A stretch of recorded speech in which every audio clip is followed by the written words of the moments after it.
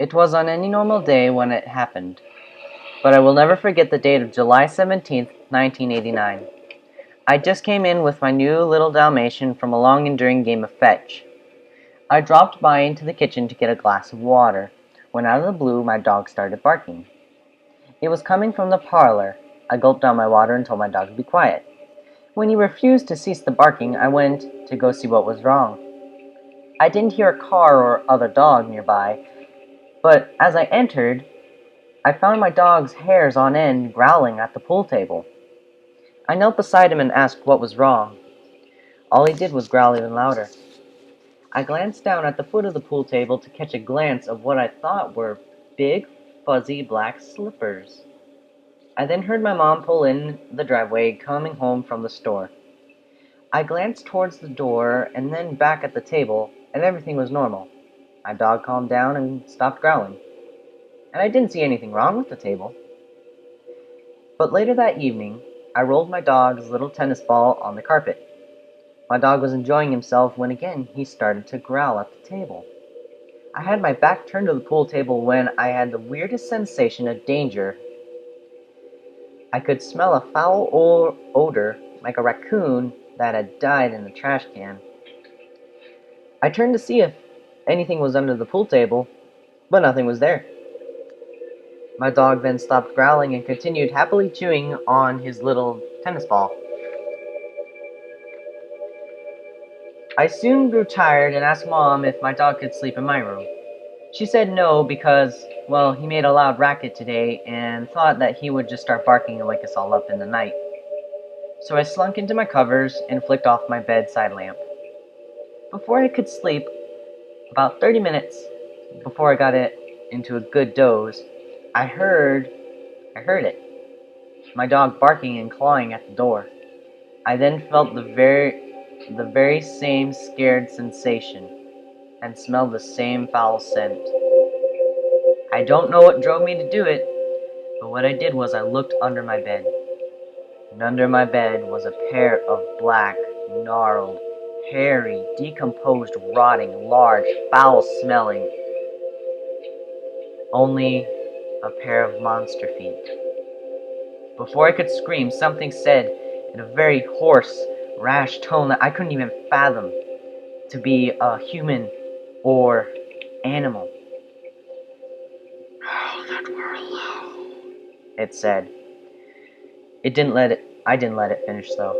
I let out a wail of pure terror and my dog howled with me. My mother bolted into the door, hands on her hips, and asked what was wrong. I was screaming about it. I didn't tell her, simply ran to the door, and I let my dog in. He ran past me, straight to my room, and dove under the bed. A loud, deep cry of pain surged through the house as my dog emerged from the bed. In its mouth was an elongated, decaying black toe. I then told my mom what I had heard and saw. She believes me to this day. My dog always from then on slept by my bedside, never out of my sight. Just today, many years later, my dog passed away. And I'm writing this as my last moment of life because I hear it under my chair right now, already. And he just whispered in my ear, "Now that we're alone."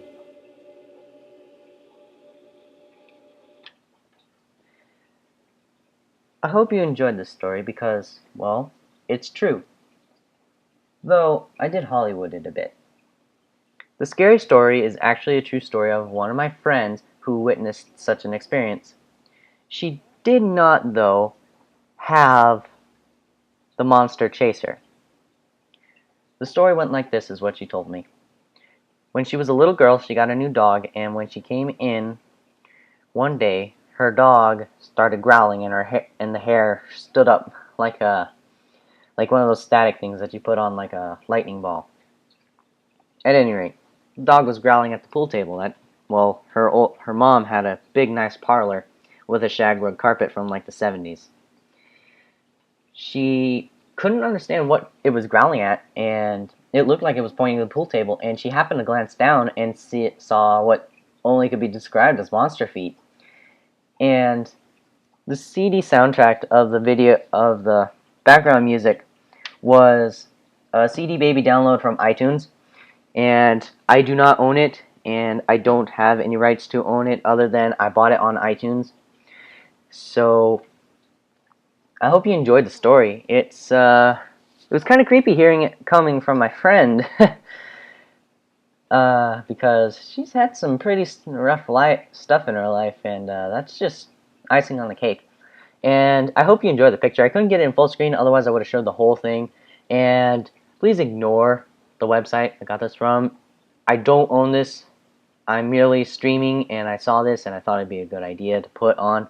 I do not have rights to this wallpaper.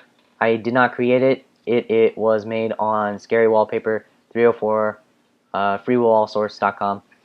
And I hope you enjoyed the video. This was not an advertisement to any of the sites listed. Other than that, I hope you enjoyed the story, and it's a really fun one to tell.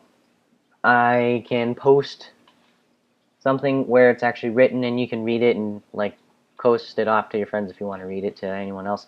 But I hope you enjoyed the scary story, and I will see you guys later.